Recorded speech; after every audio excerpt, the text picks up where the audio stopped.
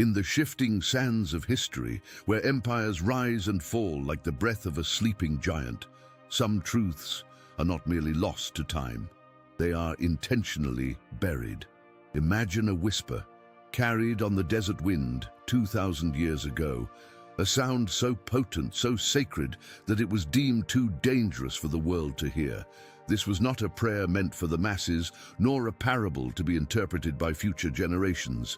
It was a key, a vibrational signature given by a master of reality, a revealer of light to a chosen few who were ready to see beyond the veil of this world. What if the most profound teaching of the man known as Jesus was not about faith, but about frequency? What if he bestowed upon his inner circle a single secret name, an utterance that did not simply call out to the divine, but was said to unlock a direct conduit to the very source of all creation? This is a story that begins where the official narrative ends, in the hushed gatherings and hidden libraries of the ancient world. It is a journey into an esoteric undercurrent, a stream of knowledge that flowed beneath the foundations of the church being built. While one version of the story was being carved into stone and canonized in councils, another, more radical truth was being passed from heart to heart, in circles where figures like Mary Magdalene and Thomas were not just followers, but initiates into a profound spiritual science. They were taught that the kingdom of heaven was not a destination to be earned after death, but a dimension of consciousness to be accessed in the now. The ultimate tool for this access, the master key to dissolving the illusion of separation, was this forgotten name. To speak it with the proper understanding, with true gnosis, was to momentarily align one's own soul with the infinite hum of the cosmos, opening a portal not of light and space, but within the landscape of the self. Why has this monumental revelation been erased from our collective memory? Why was a teaching of such empowerment so violently feared? Because direct connection renders the gatekeeper obsolete. A system was rising, one that depended on a hierarchy between humanity and its creator. It required a populace that felt fallen, separate, and in need of an intermediary to plead its case before a distant, enthroned God. A truth that placed the ultimate power of communion within the individual was not just heresy. It was a threat to the very architecture of control.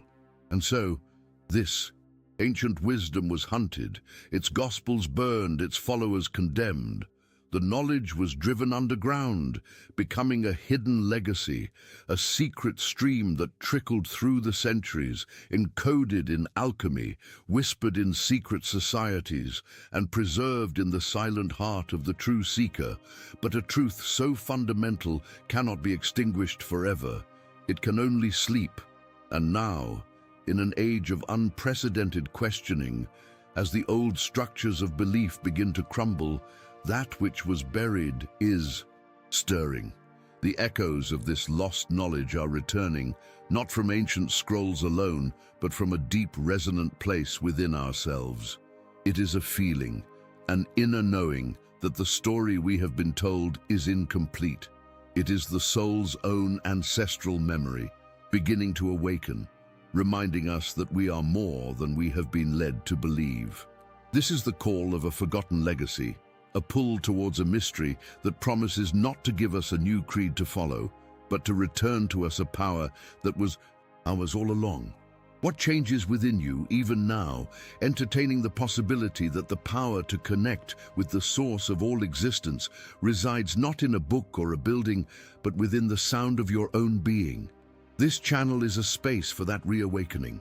We will journey together into the heart of this profound mystery, exploring the Gnostic Gospels, the suppressed traditions, and the secret histories of those who guarded this sacred flame through ages of darkness. This is not a search for a simple magic word, but an exploration into the nature of consciousness itself. It is an invitation to embark on an inner archaeological dig to uncover the truth that has been waiting patiently within you. If this quest for a deeper reality resonates with the calling of your own soul, If you are ready to look beyond the veil, then we invite you to join this community of seekers. Subscribe to our channel and let us begin the journey of remembering together. The path to this lost truth awaits. To understand the root of this profound mystery, we must travel back, not to the sun-scorched hills of Galilee, as they are commonly depicted, but to a place far more complex, a crucible of thought and spirit where the known world converged. We must journey to Alexandria in the first centuries after the Revealer's passing. Imagine the scent of papyrus and exotic spices mingling with the salt spray of the Mediterranean, the sound of 100 languages echoing through the marble halls of its great library. Here, the rigid doctrines of the future had not yet crystallized. It was a fluid, vibrant world where Egyptian mysticism, with its pantheon of gods and its deep understanding of the afterlife, met the rigorous logic of Greek philosophy. In this fertile ground of intellectual and spiritual cross-pollination, the teachings of the man called Jesus were not a singular, monolithic creed, but a living, breathing stream of consciousness, flowing into countless different channels. One of these channels, hidden from the public square, carried a current so powerful it would eventually be deemed a flood, a threat to the very foundations of a new world order being meticulously planned. This hidden channel belonged to the Gnostics. They were not followers in the conventional sense, they were seekers, explorers of the inner cosmos. The word Gnostic comes from gnosis, a Greek term that means knowledge. But this was not the knowledge of books or dogma. It was direct, experiential, participatory knowledge of the divine. For them, the story of creation was far more dramatic and tragic than the simple tale told in public sermons. They believed that our material world was not the handiwork of a perfect, benevolent God. Instead, it was a flawed echo, a shadow realm crafted by a lesser ignorant entity known as the demiurge. This creator god, who many mistook for the ultimate source, had entrapped sparks of the true divine light within the prisons of human bodies. Our true home, they taught, was not here in this world of decay and suffering, but in a realm of pure, unblemished light called the pleroma, which had emanated from the one true, unknowable, and ineffable source of all being, the monad. To awaken in this world was to realize one was a prisoner, and to seek gnosis was to find the key to one's own liberation. It was in this context that the figure of Jesus was understood in a radically different light. He was not a sacrificial lamb sent to appease a wrathful God for the sins of a fallen humanity. He was a revealer, an emissary from the pleroma who had descended into this shadowy realm to awaken the divine sparks from their slumber. His purpose was not to establish a new religion of faith, but to impart a liberating knowledge, a gnosis that could shatter the illusions of the demiurge. While one branch of his followers began to organize, to create structure, to build the foundations of a church with priests and bishops, this other, more hidden circle understood his most profound teachings differently. Figures like Mary Magdalene, revered in Gnostic texts not as a penitent sinner, but as the apostle who understood his deepest truths, or Thomas, the seeker of direct experience, were initiates into a spiritual science. They were given keys, and the master key, the most sacred and guarded secret of all, was not a parable or a commandment. It was a name, a vibrational signature that was said to hold the very frequency of the monad itself. This is the forbidden truth that was so carefully erased from history, the teaching that every single human soul carries within it a fragment of the ultimate divine source, a spark of the monad. And this connection, this dormant divinity, could be consciously and deliberately activated. The secret name was the ultimate instrument for this activation. It was not a word to be spoken lightly, nor a magical incantation to bend reality to one's will. It was a sonic key, a specific vibration that when uttered with the proper inner understanding, with true gnosis, could harmonize the frequency of the individual soul with the cosmic frequency of the source. For a fleeting, eternal moment, the illusion of separation would dissolve. The walls of the self would fall away, and a portal would open, not a shimmering gateway in the air, but an aperture within consciousness itself, a direct conduit to the pleroma, a taste of the unity that was our original forgotten state. It was a path to God that required no church, no priest, no intermediary. It was a direct line. Why would such an empowering and beautiful truth be so violently suppressed? What kind of power would feel threatened by the idea that humanity could find God within itself? The answer lies in the architecture of control. A new system was rising from the ashes of the Roman Empire, an institution that would offer stability and order in a world descending into chaos. This burgeoning proto-Orthodox church was building its foundation on a necessary hierarchy. Its power, its very reason for being, depended on a specific narrative, that humanity was fallen, broken, and inherently separate from a distant, enthroned God. We were lost sheep who needed a shepherd. We were sinners who needed an intercessor.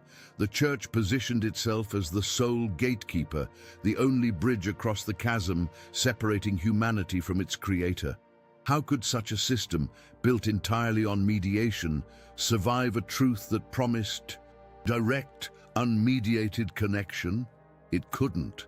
The teaching of the secret name was not just heresy, it was a declaration of obsolescence for the entire institutional structure. And so, the architects of this new order began a systematic campaign of erasure. In the great councils of the 4th century, like the Council of Nicaea, history was not merely recorded, it was written. Under the watchful eye of the Roman emperor, a consensus was forged. Gospels that spoke of inner knowledge were cast aside, branded as heresy. Texts that hinted at secret teachings given to a chosen few were condemned. The rich, diverse tapestry of early Christian thought was trimmed and tailored to fit a singular, controllable narrative. The libraries of Alexandria, repositories of ancient wisdom from countless cultures, were burned, their irreplaceable knowledge turned to ash and smoke. The keepers of this gnosis, those who whispered the secret name in hidden gatherings, were hunted, silenced, and made examples of. The knowledge was not simply lost to the sands of time. It was buried, deliberately and systematically, under the foundations of an empire and a church that feared its power. But a truth so fundamental to the nature of consciousness cannot truly be destroyed. It can only be driven into the shadows. As the official narrative was carved into the stone of cathedrals and the hearts of the faithful, the secret stream of gnosis simply flowed deeper underground. It did not vanish. It encoded itself in symbols, in alchemy, in the star charts of astrologers, and in the hushed oral traditions passed from master to student in secret societies that would rise and fall through the centuries.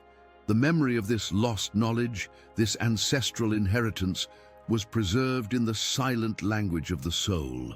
The question that echoes through the ages is not just how this truth was lost, but what was lost within us when it was forgotten. What part of our own divine potential was we conditioned to ignore, to fear, and ultimately to forget ever existed? The stage was set for a long, dark age of spiritual amnesia, while the key to our own inner kingdom lay waiting patiently for a time of reawakening. For a truth to be buried, it must first exist. It must leave a trace, an echo in the fabric of time, a ghost that haunts the official histories written by the victors. The proof of this sacred hidden knowledge is not found on a single stone tablet or a perfectly preserved scroll presented for all to see.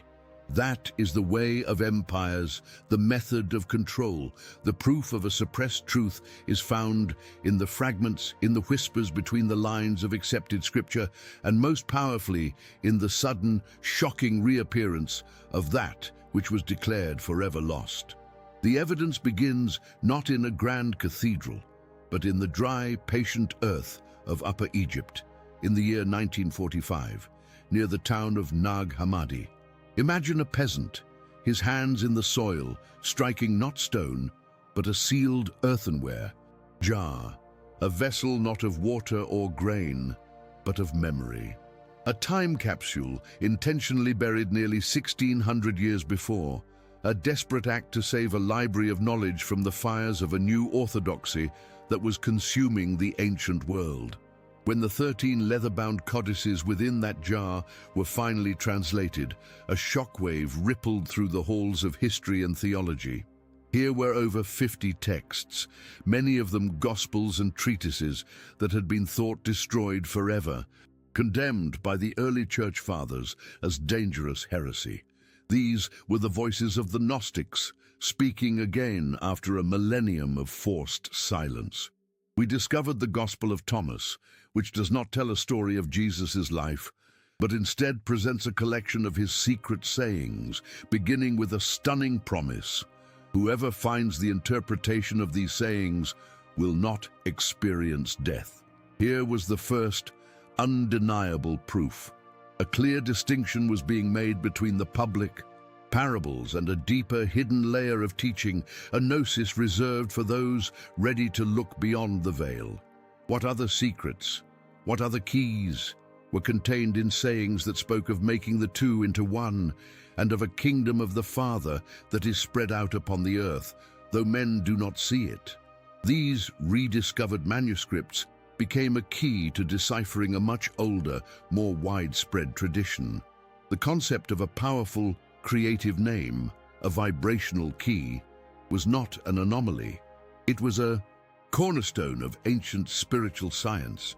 One has only to look to the Egyptian traditions, where the goddess Isis gained her power by learning the secret name of the sun god Ra, or to the Jewish mystical traditions of Kabbalah, which speak of the awesome, unpronounceable four-letter name of God, the Tetragrammaton, whose very vibration was said to have brought the universe into being. The Gnostics, living in the cultural crucible of Alexandria, were masters of synthesis. They understood that the revealer, the emissary from the pleroma, would not have offered a lesser tool than those already known to the ancient mystics. He would have offered the ultimate key, the sonic signature not of a lesser creator god, the demiurge, but of the true, unknowable source itself, the monad. This is the knowledge that breathes between the lines of texts like the Gospel of Philip, which speaks of receiving a name that is not spoken, a truth that makes one no longer a Christian, but a Christ. The guardians of this knowledge are also named in these forbidden chronicles. The figure who emerges from the shadows of history, not as a repentant sinner but as the chief apostle, is Mary of Magdala. In the Gospel of Mary, after the revealer's departure, when the male disciples are lost in fear and grief, it is Mary who comforts them. She shares with them the secret teachings he gave to her alone, teachings about the soul's ascent past the dark rulers of this world. Peter, representing the burgeoning institutional church, challenges her authority, asking, "Did he really speak with a woman without our knowledge and not openly? Are we to turn about and all listen to her?" This single passage captures the entire conflict. It is the clash between the rigid, patriarchal structure of external authority and the fluid, intuitive path of direct inner experience, of gnosis. Mary was the keeper of the key, the one who understood that the portal was not in a temple of stone, but within the temple of the self. The suppression of her role was inseparable from the suppression of the teaching she carried. This sacred knowledge survived not only in buried jars, but in a living, breathing stream of transmission that flowed deep underground. When the libraries were burned and the Gnostics were hunted, the truth did not die. It changed its form. It became encoded in the cryptic symbols of alchemy, which was never about turning lead into gold, but about transmuting the dense, ignorant human soul into the luminous spirit of enlightened consciousness. It was whispered in the initiation rites of secret societies, from the Sufis of the desert to the Cathars of France, who were themselves burned for believing that the kingdom of heaven was an inner state and that a spark of God resided within every person. The knowledge of a vibrational key, a lost word of power, became a central thread in these hidden lineages. It was a memory that refused to be extinguished, a testament to the fact that a truth, this fundamental to the human spirit, cannot be erased, only obscured. Ultimately, the most profound proof is not written on papyrus or carried in a secret society. It is experiential. It is the echo that this story awakens within you. Why does the idea of a lost, empowering truth feel so strangely familiar? It is the ancestral memory of your own soul, a part of you that remembers a time before separation, a time when the connection to the source was not a matter of faith, but a lived reality. This feeling, this inner resonance, is the gnosis itself, stirring from its long slumber. The scrolls from Nag Hammadi were merely the external trigger, the physical catalyst for an inner reawakening that is now rippling across the globe. The evidence is not just in the past, it is in the present, in the hearts of every seeker who feels the incompleteness of the story they have been told. What if the final proof you are looking for lies not in another ancient text, but in the silence of your own being, waiting for you to ask the question and listen for the answer? The trail of evidence has led us from the sands of Egypt to the very doorstep of your own consciousness. Are you prepared to cross the threshold? This great forgetting was not a passive event. It was an act of profound spiritual violence, an amputation performed on the soul of humanity. Imagine the sound of a great library burning. It is not just the crackle of flame and the crash of falling stone. It is the sound of 1,000 silenced voices, the hiss of wisdom turning to ash. This is what happened on a collective, internal scale. A crucial part of our spiritual anatomy was severed, cauterized by dogma. The memory of our own divinity, the knowledge of a direct, unmediated connection to the source of all things, was declared a phantom limb. We were told it was never there to begin with, and over centuries we learned to live with the ache of its absence, mistaking the hollow feeling for our natural state of being. We became a species haunted by a memory we could not name. Look around at the world that was built upon this foundation of forgetting. We built cathedrals that soared to the heavens, desperate to reach a God we were told was far above us. We crafted intricate rituals and complex theologies, creating maps to a destination we were told we could never reach on our own. We were taught to kneel, to confess our inherent brokenness, to plead for a mercy that had to be dispensed by an anointed few. The entire structure of our civilization, our religions, our very sense of self, was built around the premise of separation. We were taught that the kingdom of heaven was a prize to be won after death, a reward for obedience in this life.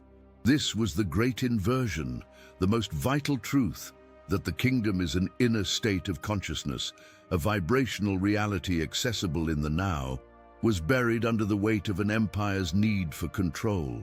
We were taught to seek outside of ourselves for the power that had always been sleeping within.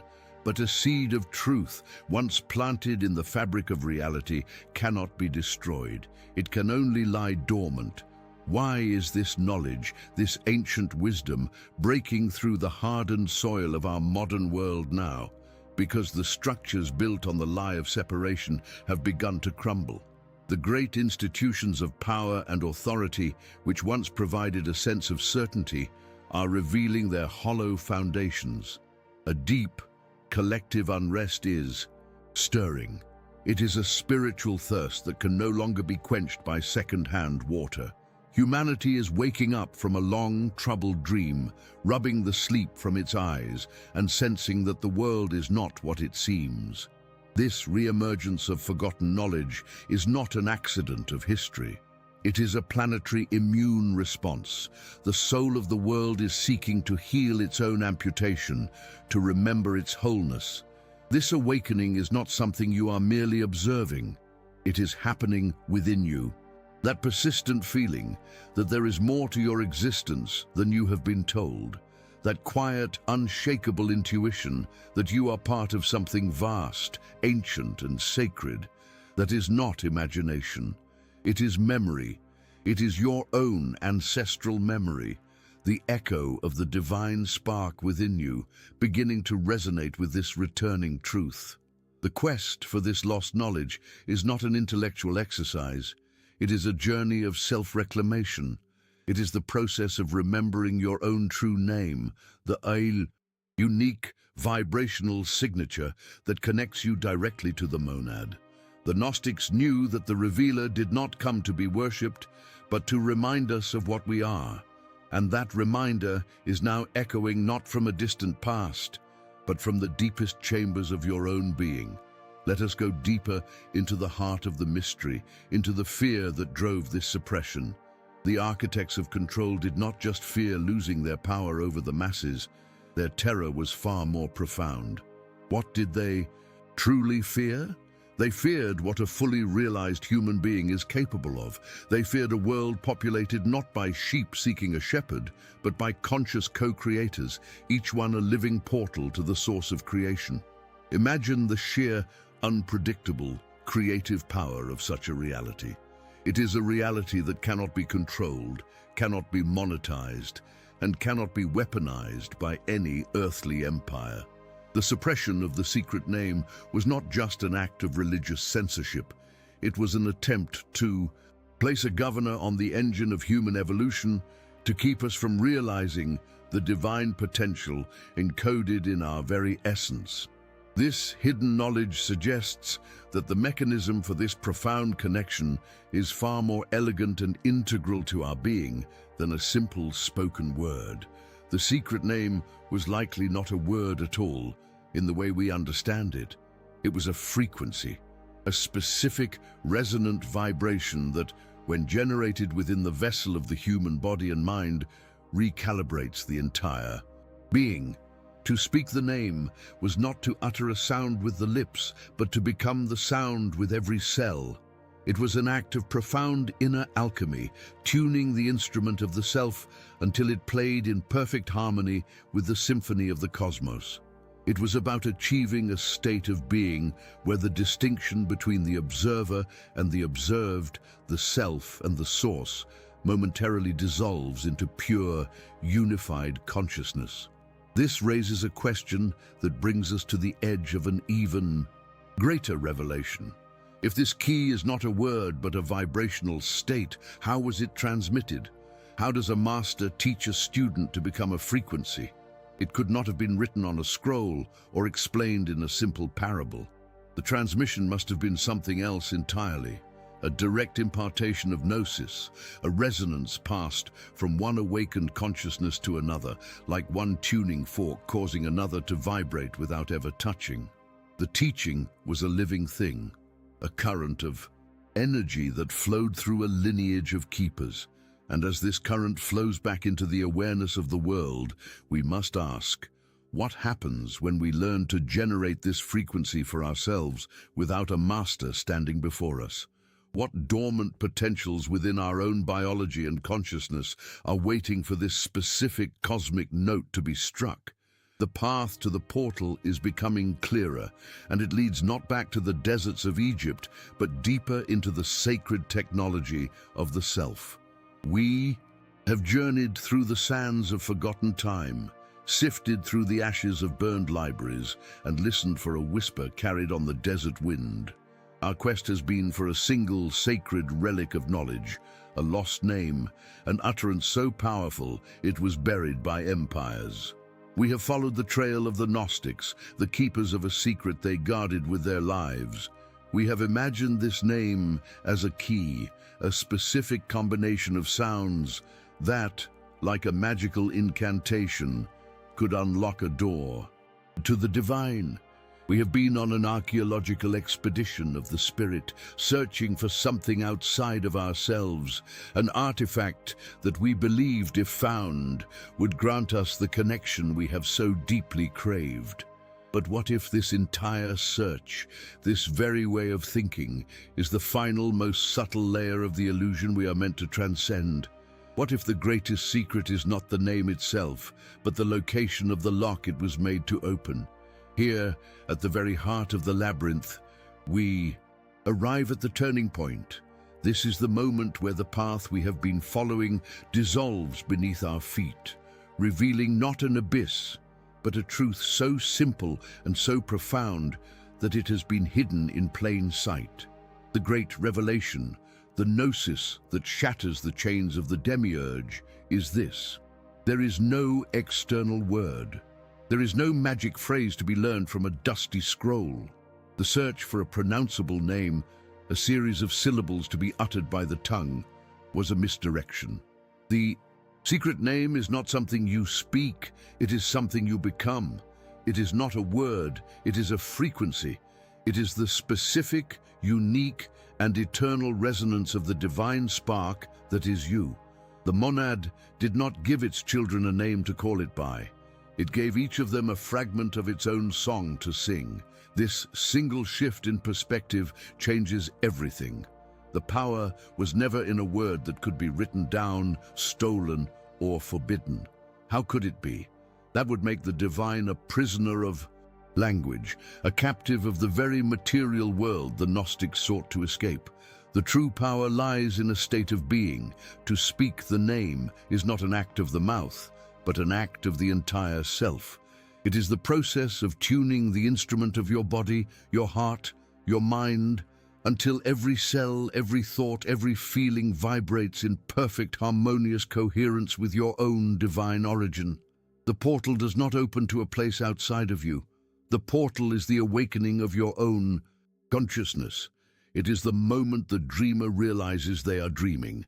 The kingdom of heaven is not a destination you travel to. It is the reality you awaken into when you finally embody your own true sound. Consider the consequences of this truth. If the key is an internal frequency, then it was never truly lost. It could not be burned in Alexandria or condemned at Nicaea. It has been carried within the spiritual DNA of every human being through every age of darkness and forgetting. The great suppression, then, was not about hiding a piece of information. It was a far more insidious campaign. It was about conditioning humanity to never look inward for its own salvation. It was about teaching us to distrust the quiet voice of our own soul, to believe that our inner world was a place of sin and shadow. We were trained to be deaf to our own song. The architects of control built a world of external authority, of sacred books, holy buildings, and anointed priests, all designed to keep our gaze fixed outward, searching for a God that they promised was somewhere else, far away. The greatest prison ever constructed is the belief that the key to your freedom is in someone else's pocket. Now, the cryptic words of the forbidden Gospels ignite with a new, searing clarity. When the Gospel of Philip speaks of a name that is not spoken with the mouth, it is not a riddle. It is a literal description of a vibrational reality. When the Gospel of Thomas states that the kingdom is spread out upon the earth, but people do not see it, it is because they are looking with their physical eyes instead of perceiving with their resonant soul. This understanding illuminates the true role of the revealer.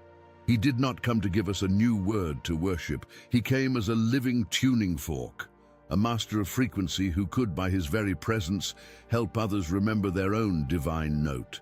The transmission of this gnosis was not a lecture. It was an entrainment, a passing of resonance from one awakened heart to another, a reminder of the song we had forgotten how to sing.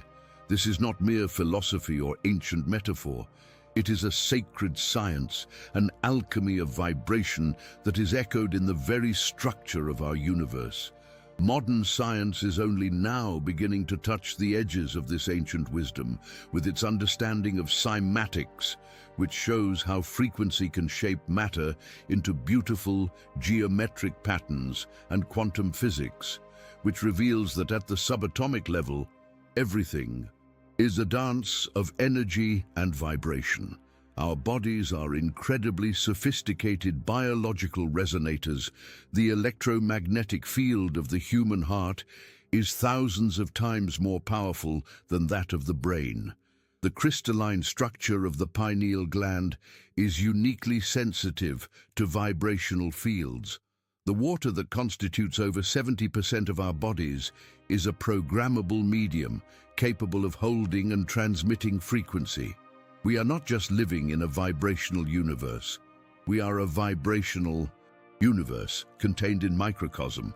We are instruments built to play a cosmic melody, and so the quest has led us back to the only place it ever could, ourselves. The search for the lost name is over because we have discovered it was never lost, only dormant. We carry the key within the very fabric of our being, the power to dissolve the illusion of separation, to experience direct communion with the source of all that is, and to awaken to our true nature is not a gift to be earned, but an inheritance to be claimed. But this revelation, as profound as it is, opens the door to an even more pressing question. It is one thing to know you are an instrument, and another thing entirely to know how to play it. The Gnostics who guarded this knowledge did not just understand the theory, they practiced the art. They knew the methods for clearing the vessel, calming the mind, and intentionally generating the frequency of the soul. They left behind a map, not of the world, but of a consciousness itself.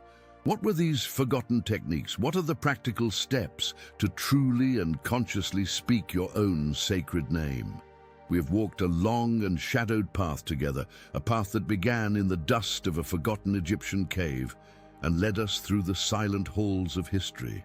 We started this journey in search of an object, a relic of immense power, a lost name, a secret word spoken by a master to his chosen few. We sought a key, believing that if we could only find it, it would unlock a door to a reality beyond our own. But the journey has twisted in on itself, as all true spiritual quests must.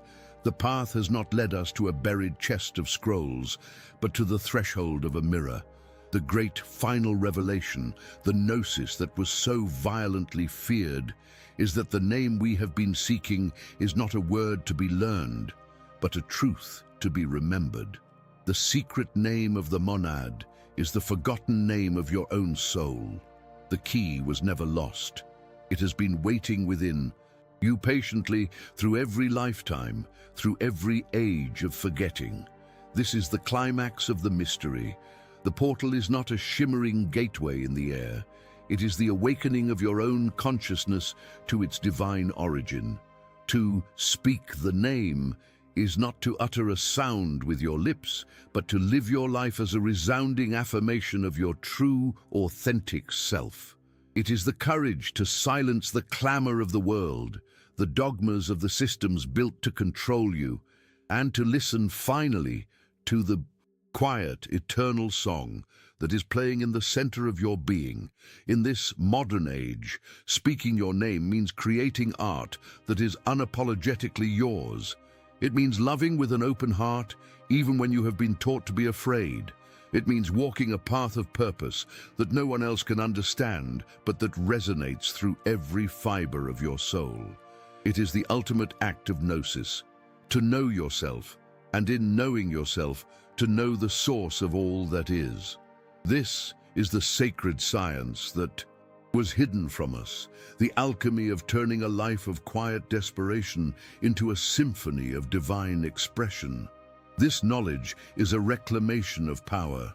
For 2,000 years, we have been conditioned to look for God outside of ourselves, in a book, in a building, in a figure standing on a pedestal. We were taught to be sheep in need of a shepherd, sinners in need of a savior. This was the great amputation, the severing of our connection to our own spiritual sovereignty. To embrace this ancient wisdom today is a revolutionary act. It is to stand up and declare that you are no longer a seeker begging for scraps of grace from an external authority. You are the temple, you are the keeper of the flame. The kingdom of heaven is not a destination to be earned through obedience, but an inner landscape to be explored through conscious awareness. By turning your gaze inward, by daring to believe that the ultimate source of wisdom, love, and power resides within you, you are healing not only yourself, but the ancestral wound of an entire species. You are undoing the spell of separation that has held humanity captive for millennia. What does it feel like to open this inner portal? It is not a cataclysmic event, but a gentle, profound shift in perception. It is the feeling of coming home, the constant low-level anxiety of a separate self fighting for its survival in a hostile world begins to dissolve. It is replaced by a deep, quiet peace, a knowing that you are an inseparable part of a vast, intelligent, and loving universe. Your intuition becomes clear and sharp, a guiding compass in the chaos of life. Creativity flows not from a place of effort, but from a wellspring of infinite inspiration. You begin to see the divine spark, not only in yourself, in the quiet moments of meditation, but in the eyes of others, in the geometry of a leaf, in the rhythm of the rain.